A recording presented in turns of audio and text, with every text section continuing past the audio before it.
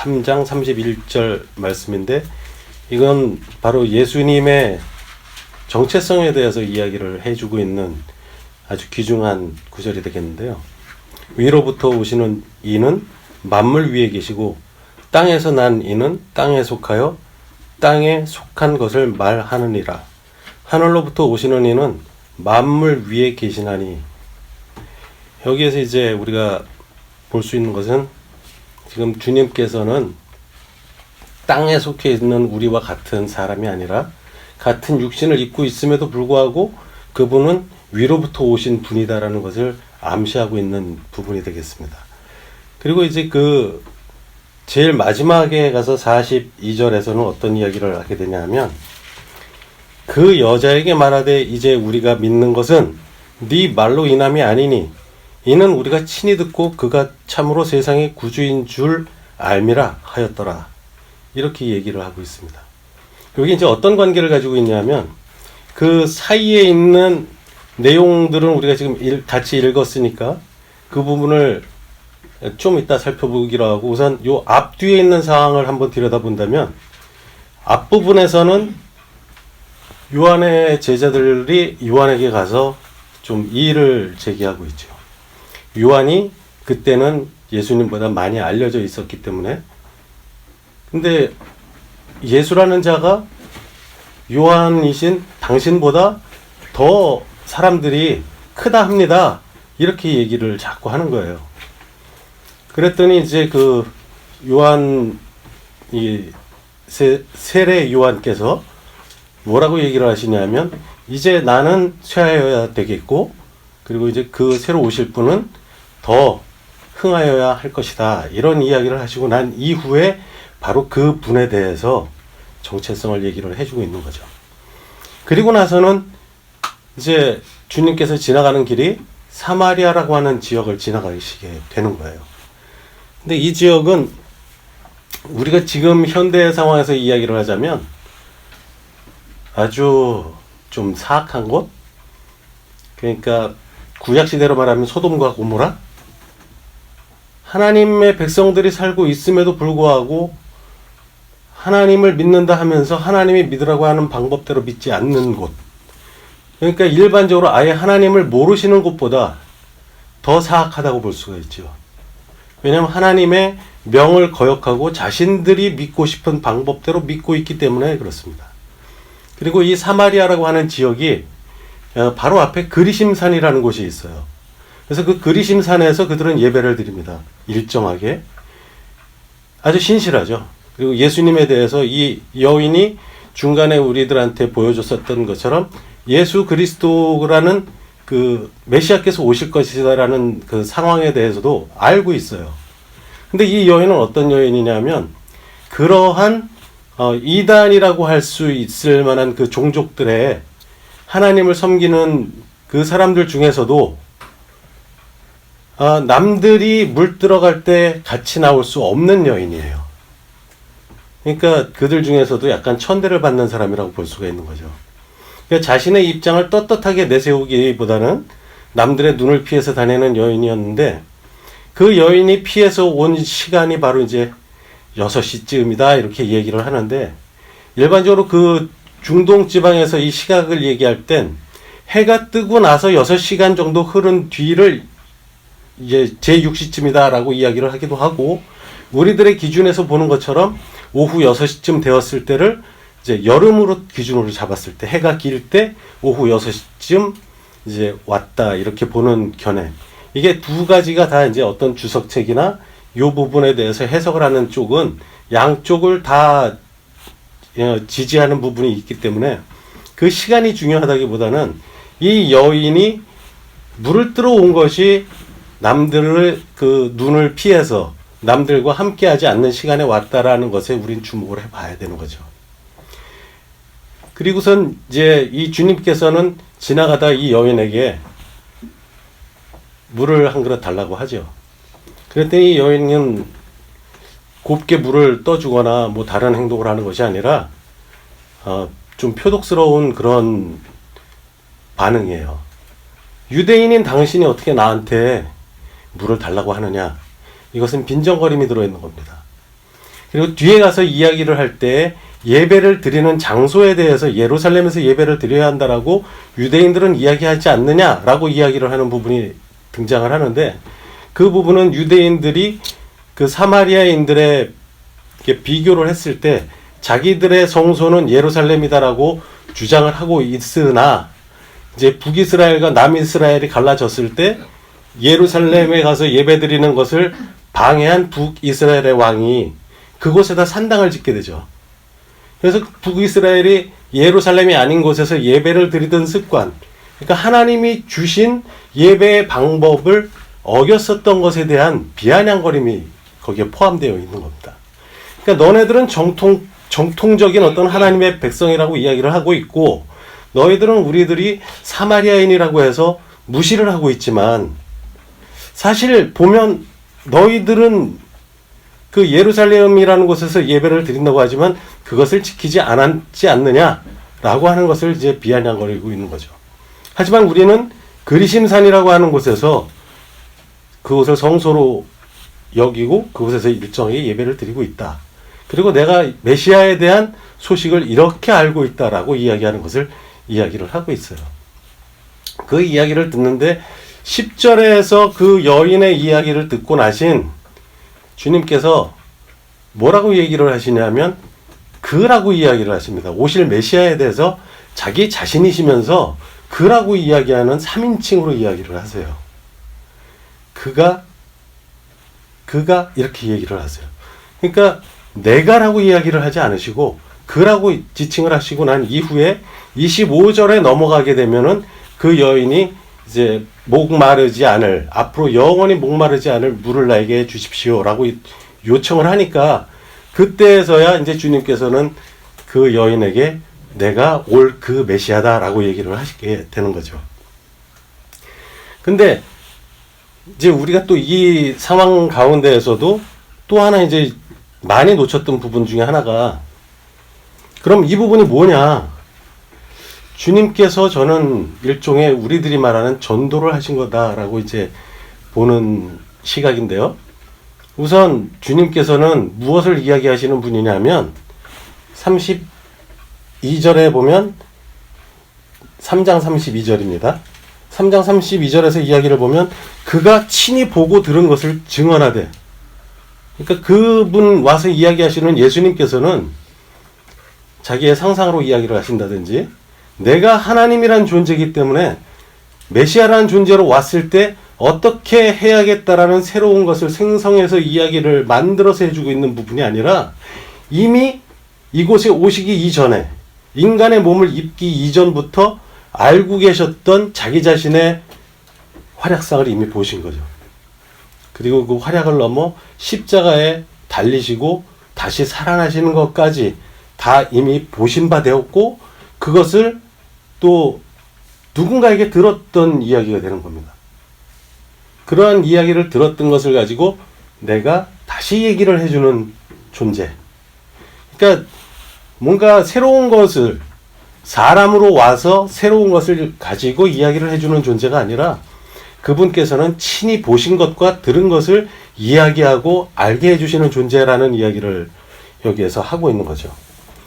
그러면 우리들은 전도를 하는 것이 어떤 방법으로 해야 되는 것인가 고민도 많이 하고, 이제 전도지를 들고 나가기도 하고, 또는 그 어떤 작은 선물 내지는 뭐 물티슈가 됐든 이런 작은 어떤 장비들을 가지고 나가서 한 박스를 나눠주고 뭐 예수 믿으십시오라는 이야기를 하고, 그리고 주 예수를 믿으면 너와 너의 집안이 구원을 얻을 것이다 라는 이야기도 많이 하고, 그렇게 나누면서 뭔가 내가 액션을 취함으로써 전도를 할 것이다 라고 생각을 하고 있지만, 여기에서 마지막 절 4장 42절에서 했었던 그 이야기가 바로 뭐냐면, 그 여인의 이야기를 듣고 예수님의 말씀을 듣고자 우물가까지 찾아 나왔던 사람들이 결국은 예수님의 이야기를 듣고서 이틀간 유하실 것을 요구하고 이틀간이나 예수님의 말씀을 특별히 청해서 듣게 됩니다. 그리고 나서 그들이 전부 주님을 믿게 되죠. 주님을 믿는다라는 이야기는 바로 뭐가 되는 거냐면, 그 중간에 이야기했었던 내 아들을 아는 자에게는 인치심이 되었다라고 이야기를 하는 구절이 또 있습니다. 그 인쳤다고 하는 부분은 그 성의 성주라든지 이러한 사람들이 그 보내는 어떤 중요한 문서라든지 편지 이런 것을 봉할 때 그 촛농 같은 거 비슷한 것을 녹이고 그 위에 반지 같은 그런 인장이 되어 있는 도장이 되어 있는 그것을 가지고 성주의 마크로 봉인을 해서 보내는, 그럼으로써 이 편지의 효력이 발생되게 하는 그러한 그 역할을 하는데, 바로 우리들을 인치시는 그 타이밍이 언제냐? 아들이 직접 보고 들은 것들을 이야기를 할 때 그 말을 믿는 사람, 그 사람을 하나님께서 인친다, 이렇게 이야기가 되어 있는 대목인 거죠. 우리가 늘 성경을 이렇게 보면서도 이게 무슨 의미인지를 전혀 모르고 지나가는 경우가 매우 많은데, 어느 순간이 되시면 이거는 내가 공부를 하기 위해서 매달려서 알게 되는 것이 아니라 각각의 때가 되면, 그분이 때가 되었을 때 이 여인도 물을 뜨러왔던 물동이를 내 던져 버릴 수밖에 없는 상황이 되어버렸죠. 이것은 이제 더 이상 이 여인에게는 물이 없다라는 표현도 되는 것입니다. 많은 분들이 그녀는 물이 귀중하고 필요했기 때문에 그것을 가지러 왔는데 주님의 말씀을 듣고 견딜 수가 없어서 주님을 전하기 위해서 마을로 뛰어갔다. 그래서 자기에게 중요했던 이 세상에 이 육신을 목을 축여줄 물동이를 버려버리고 나갈 정도로 그렇게 하나님 말씀에 감동을 했다라는 표현도 하지만, 어떻게 보면 그러한 의미보다는 이미 필요 없는 물동이에 대해서 관심이 떠나간 겁니다. 성경에선. 그 물동이보다 더 중요한 것은 이제는 이 여인은 그 주님을 보고 영접을 하게 됨으로써 이미 목이 마르지 않은 상태가 되어버린 거예요. 그리고 마을로 뛰어가서 이야기를 했을 때 마을 사람들은 듣고 왔지만 와서 내가 듣고 보니 믿는다. 그러면서 42절의 이야기를 하는 거죠. 왜냐하면 그녀는 우리들의 눈을 피해서 다니던 여자였기 때문에 사람의 좀 나쁜 본성이라고 볼 수도 있는 거죠. 나는 네가 와서 얘기했기 때문에 그것에 의해서 믿은 것이 아니라 친히 내가 듣고 보았기 때문에 믿게 되었다. 이렇게 얘기를 합니다. 그러면 이 이야기에선 내가 조금 전에 이야기했던 것처럼 얼마나 좀 교만스러운 그런 행동을 하는 것이 아닌가, 이렇게 바라볼 수도 있지만 여기에는 정확한 사실이 들어있는 건데, 어떤 사실이냐면 주님께서 친히 보고 들은 것을 이야기해 주므로 그것을 들은 마음이, 심령이 움직이는 것은 우리들의 지혜의 크고 적음에 있지 않고 성령 하나님의 도우심에 있는 겁니다. 나 자신이 살아서 내 물동이를 내가 지키는 것이 아니라 내 물동이가 필요 없고 이제 주님이 주시는 물동이를 받아들이기로 이미 결정한 그 상태가 되면 그때는 주님께서 부어 주시는 거죠. 그러니까 내 이 세상의 물동이도 필요 없을 뿐더러 사람들 또한 그 여자의 신분이 어떠함, 내가 어떠한 기회를 통해서 주님의 말씀을 듣게 되었다라는 것, 이 어떤 동기가 중요한 것이 아니라 들음으로 내가 친히 보고 깨달아지게 되는 겁니다. 근데 그것은 바로 진심과 진심이 통하는 상황이 되는 것이고, 그 가운데 내가 믿어야지 그래서 믿어지는 것이 아니라 그때는 하나님이 보내주신 보혜사 성령으로 인해서 그 들은 심령의 마음이 열리게 되는 것이고, 그 열린 심령은 바로 주님을 믿는 상태가 돼서 인침을 당하는 거죠. 그렇게 되었기 때문에 내가 믿게 되었다라는 것을 다시 이야기하는 것이다. 이렇게 볼 수가 있는 거고요. 그러면 우리가 마지막으로 이 전도라는 부분에 대해서 이제 집중을 해서 본다면, 이제 35절, 6절, 7절 이렇게 된 쭉 내용에서 보면 어떤 이야기가 나오냐면, 한 사람은 심었고 한 사람은 이제 거둬들이게 됐다, 이런 이야기가 나오게 되는 겁니다. 그러면서 포인트를 딱 집어서 얘기를 하시는데 주님께서 이렇게 얘기를 하세요. 너희들은 수고하지 않았지만 너희가 거두게 되었다라고 이야기를 하십니다. 그럼 이게 어떤 이야기겠는가? 우리 교인들은 일반적으로 빈자리를 보게 되면 이 자리에 누군가 와서 채워졌으면 좋겠다는 마음을 이상하게 본능적으로 갖게 되는 것 같아요. 처음 나온 사람조차도 내가 처음 누군가의 손에 이끌려서 교회에 나오게 되면 옆에 빈자리를 누군가를 통해서 채웠으면 좋겠다는 생각을 하지만 그 사람이 집에 돌아가서 성령의 도우심을 받지 못했다라고 했을 땐 겉모습에만 뭐 친구들의 어떤 관계만 또 친분 관계만 아니면 저분과 나의 어떤 그런 체면 관계 때문에 이렇게 해서 자리를 채웠던 사람들의 자리는 항상 비게 되어 있습니다. 그것에 대해서 많은 이제 우리 목회를 진행하시는 분들은 그 누수를 막기 위한 고민도 많이 하고 방법을 동원해 보지만 결과적으로 놓고 보면 그분들이 성공했을 때 하는 말은 딱 한마디입니다. 내가 한 게 아니고 주님이 하셨습니다. 이 말씀을 하는데 그분의 말씀의 어떤 내용이 진실이었을 때, 진실인 경우, 그 경우는 분명히 그 교회는 다 채워져 있어요. 빈자리가 잘 안 보여요. 지금 어떤 사람이 앉아 있었던 그 자리 하나가 빈자리로 있다 하더라도 그것이 결코 빈자리가 아니라는 거죠. 그 자리의 주인은 분명히 있습니다. 우리는 모르지만 그 자리의 주인 스스로는 자기 자신도 모르지만 살아가고 있고 어느 순간인가 그 자리에 와서 채워졌다가 또 흘러가기도 하죠. 때로는 흘러갔다가 다시 오기도 하고 그러한 과정들이 쭉 있는 것이지 그것이 어떤 교회의 목사님의 역량이다. 그리고 말씀이 좋기 때문에 꽉꽉 찼다. 이런 부분은 아닌 것 같아요.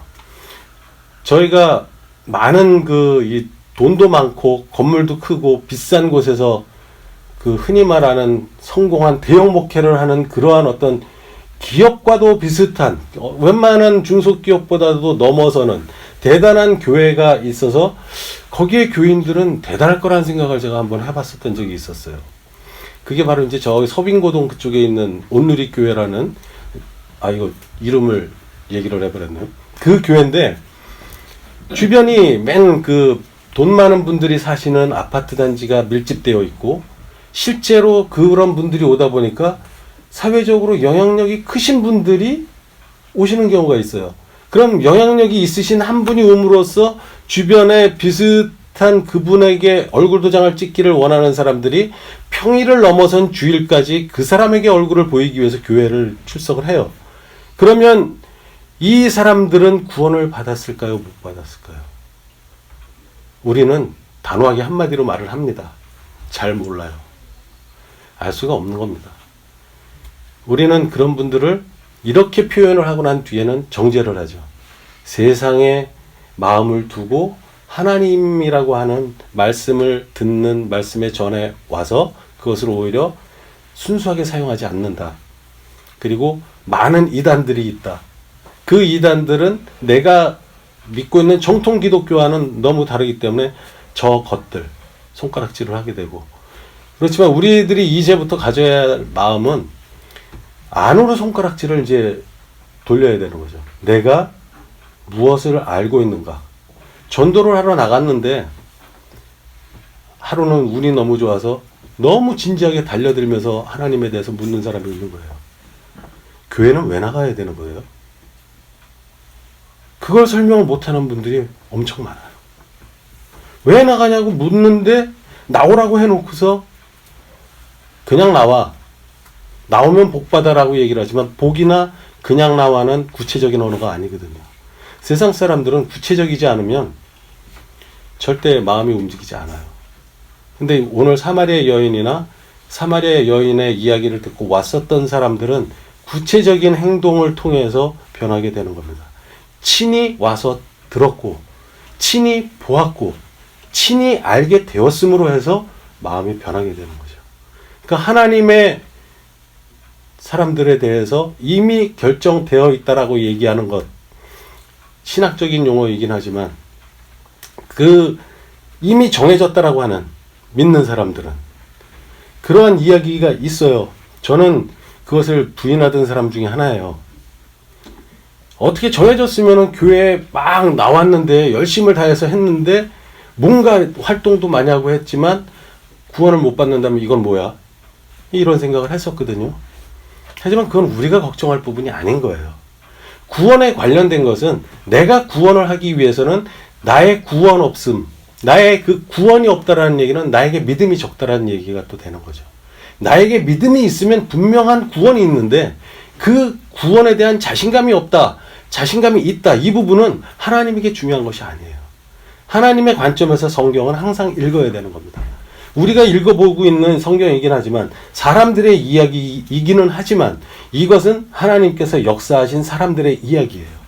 이 가운데는 망한 사람도 있고 하나님에게서 아주 멀어진 사람도 있고 하나님과 아주 친하게 가까워진 사람들의 이야기도 빽빽하게 들어있는 책이 되는 거죠.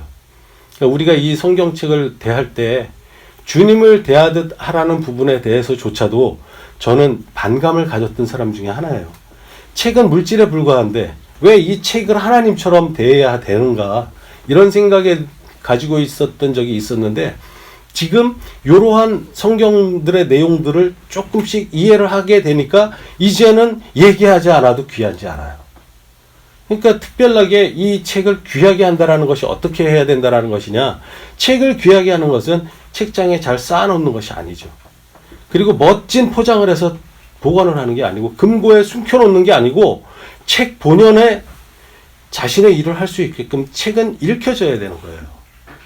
책은 쓰여지면 읽혀져야 되는 것이고 읽혀진 것들은 반복해서 읽혀지고 변하지 않는 것들이라 하더라도 수시로 자꾸 읽다 보면 결국은 내 자신에게 정확하게 어떻게 역사를 하시든지 간에 이 말씀은 살아서 믿고자 하고 믿으려고 하고 믿고 있는 성도님들의 마음을 움직일 것입니다.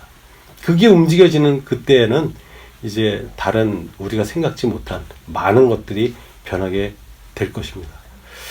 아무쪼록 하나님에 대해서 우리들이 무엇인가 하겠다라는 마음보다 하나님을 어떻게 알아갈 것인가, 그리고 우리들은 전도를 하든 또는 왔다 갔다 썬데이 크리스찬이 되든 잊지 말아야 할 것은 성경을 통해서 하나님과 접근하고 성경을 통해서 알게 된 그 모든 것들을 깨달아질 수 있는 시간이 되기를 간구하면서 또 서로를 위해서 중보기도를 해주면서 뭐 때로는 그 사람의 귀에 들릴 수 있게 옆에서 읽어주면서 이 모든 일들이 귀한 것을 알고 서로 동역하시는 귀한 옛다름이 교회 성도님들이 되시기를 축원합니다.